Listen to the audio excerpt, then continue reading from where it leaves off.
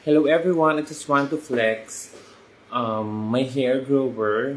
It's about two kind of hair grower, which is first, I'm using this one here again. This is made from Australia. So this one, I use it for almost 3 months and then this is the result.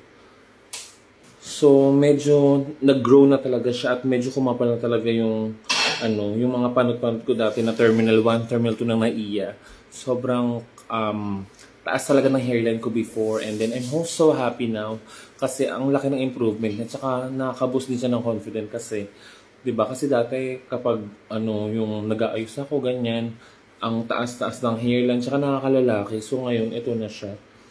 Ayun yung result na ginagamit ko tong hair again. And also, nasa Pinas ako, bumili ko ng minoxidil 5%, which is from Regrow. So, ito, okay naman din siya. So, kahit pa paano, meron siyang improvement.